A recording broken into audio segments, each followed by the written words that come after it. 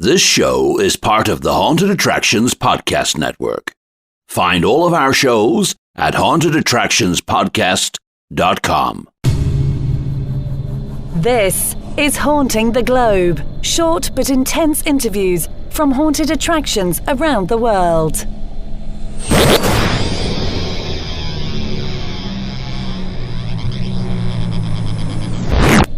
Joining us all the way from Saint Clairsville in Ohio, we have Brandon from the LA Youth Camp. And the LA Youth Camp is running their 5th annual Haunted Trail this year. And I just want a few things to mention about this that are really interesting to me. The entire camp is a nonprofit. And of course, so is the trail. But all the money made by the Haunted Trail goes back into the camp to help with the camp. And they're entirely volunteer-based. So because they're entirely volunteer-based, they are always looking for volunteers. So if you are in the Ohio area and you think you might want to volunteer, and it is amazing to volunteer in things like haunted trails. You know, everyone listening, I'm sure, has started out somewhere, is currently volunteering or working with a haunt in that capacity, or has started out in that capacity at some point in their lives. So it's really a great thing to do. So you can, check them out. The link to their website is in the show notes, but you could also go to their Facebook on here. Anywhere where you're looking at this interview on YouTube or whatnot, I'm going to put the link to all their information in there, so you can click on that and check it out. The trail doesn't open until October 16th, so you guys have plenty of time to, if you're listening, to contact them, or if you're in the area, to kind of plan this into your itinerary. So it'll be about a month after this episode airs is when it will be opening, October 16th, 2015, and they're running Fridays and Saturdays from the 16th until Halloween, and it's open from dusk until 11 p.m., and tickets are $10. So I'm excited, and I'm so happy to have Brandon on the show. Well, Brandon, welcome to the show. Let's go ahead and get started. Thank you for having me. So what else should someone expect from the Haunted Trail? Well, we're completely outdoors. There's no inside at all, which gives it a real creep factor to it.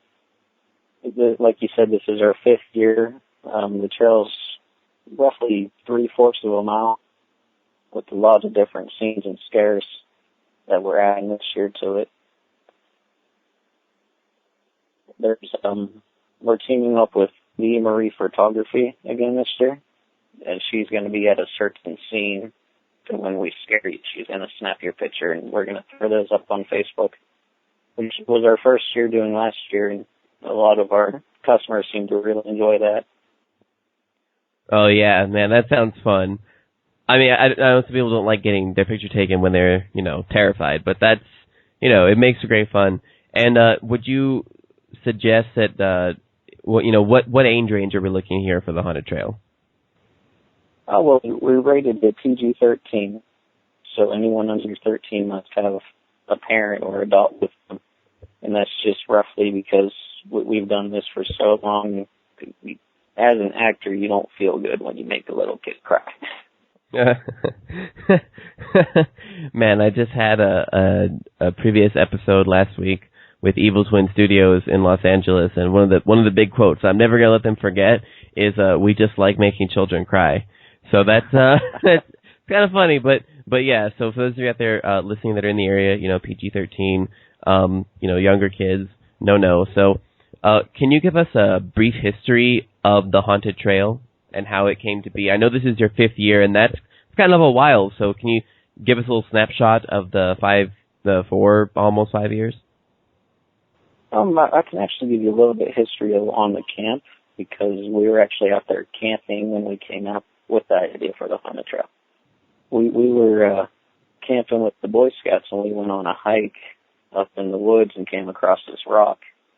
And this rock had the name Louis Wetzel carved in it, which looked kind of like 6 tally marks with it also. So we did a little research, and we found out that Wetzel was actually a famous Indian fighter.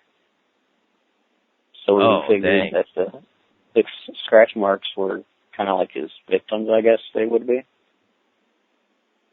But after we found the rock the camp just kind of felt really eerie and creepy at nighttime. So that's when we started talking about doing a haunted trail or a haunted hayride or something. And then it kind of just died down. And a couple of years back, they were talking about, we need more money coming in. We're going to have to close down if we don't. And that's when we, thought back, hey, let's do a haunted hayride.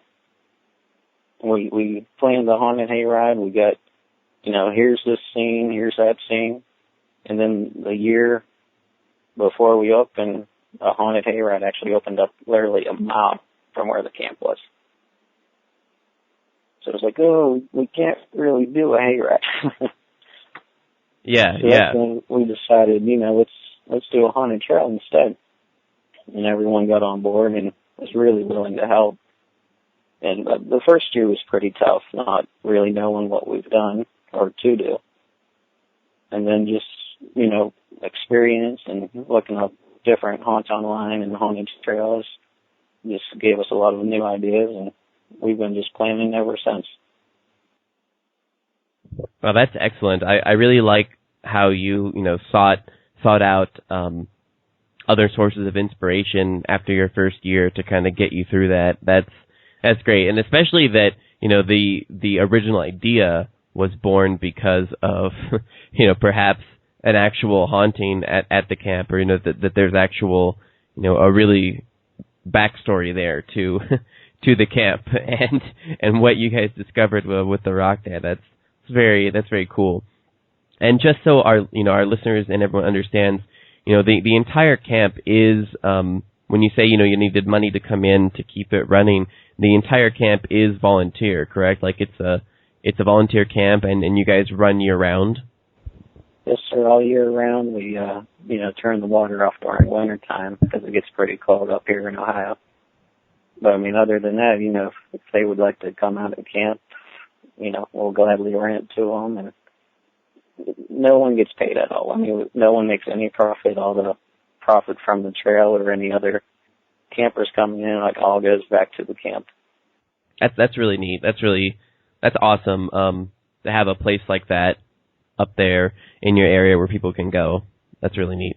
All right. Well, getting back into, let's talk a little bit about the innovations that you have planned for 2015. And I got a little bit of a teaser of this before we did the interview, but can you tell us some of your innovations for this year? Yeah, this year we actually we kind of discovered an old abandoned mine when me and my girlfriend were walking out there on a hike, and we thought that'd be pretty cool to add to the trail. We walked through, made sure it was safe enough and everything, and that's going to be a big new scene, pretty big scene this year to add to the trail. Then we're also looking at adding a lot of more lighting and sounds this year. We've just had kind of the generic sound effects so far. But this year we went up to Midwest Hunters Convention and actually we spent a couple of days up there and looked into the sounds and the lighting and everything. So we're adding a lot of that also. Oh man, that's awesome. I like how the idea of you just discovered this abandoned mine on the property, and then you're like, well, we're just going to work that in. That's awesome. Yeah, and man, for those of you listening out there, I'm jealous. Man, if I had an abandoned mine or anything like that on our property, that'd be awesome. That's so cool. It's like production value through the roof here this year. And I love that you talked about going to Midwest Hunters Convention and, looking into that stuff. That's great that you guys are, traveling to work on this, even though it's completely non-profit, which brings me into my next question. We talked a little bit about why you got into the haunt industry. You thought it would be a good idea, and it helped you, helped bring money in to keep your volunteer camp going. But what motivates you guys to do all of this? At the end of the day, it's still all volunteer, so what motivates you? Really just, the feeling of accomplishment once October finally comes around. And I mean, every haunter listening to this knows, you know that feeling that, wow, I did this. I scared that person. It's like, I can't describe it. Yeah, definitely. A definite true passion for the haunt industry. Well, let's jump into the next one here. What have been some of the unexpected hurdles and unexpected benefits that you've experienced so far in your years with the haunt industry? I'd say definitely the weather would be both, just because the weather's so unexpected. You know, it can rain, 5 days and then Saturday be fine, or be super cold and then hot the next day. But I mean, it's definitely been a disadvantage for us. But at the same time, being a completely outdoor haunt, walking through the woods at night, wind blowing, cold October, it really adds to it too. It's a huge benefit also. Yeah, it is definitely a challenge to run a completely outdoors attraction. I mean, especially in a place, with weather like that, and when it can get so cold and everything up there. I mean, the weather where I'm at is pretty, like just the same thing. I think we're advertised to have like 360 days of sun out of the year is like our claim, and so it's pretty fine over here. But man, that's the weather is definitely. Well, let's get into our little bit of our culture question here. What if you had 6 months, Brandon? If you had 6 months with no obligations or financial constraints, what would you do with the time? I'd definitely spend most of the time out at camp, working on the trail and work on the camp itself. Financially, hopefully, those 6 months would, fall around Trans World or Midwest Haunters Convention. That'd be good timing for me.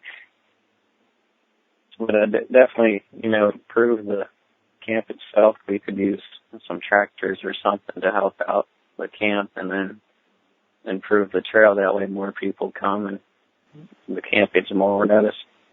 That's awesome. I love just, for those of you listening, how many times this question gets answered that everyone is just, well, I would work on my haunted attraction.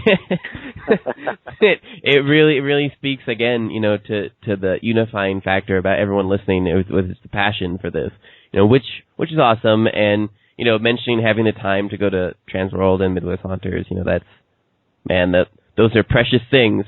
All right. Well, wrapping up, getting here to the end here, Brandon, what is the one thing you would suggest to someone who is trying to either grow their attraction or they're trying to just break into the industry? I would definitely suggest Transworld or the Midwest Haunters Convention, just going up there and, seeing everything firsthand in person, and just talking to fellow haunters and getting ideas from them, or going to one of the classes, the seminars. And then also, I'd say you definitely would need a website or a Facebook page. They help out just. Yes. Excellent advice on there. Going out and seeking other people, building that sense of community with your fellow haunters, and, the marketing side. I love it. Yes, definitely. All right. Well, we're at the end here. So is there anything else that you would like to add before we sign off here? I just want to say I'm very grateful and thankful that you had the opportunity to put me on your show. This show is part of the Haunted Attractions Podcast Network. Find all of our shows at hauntedattractionspodcast.com.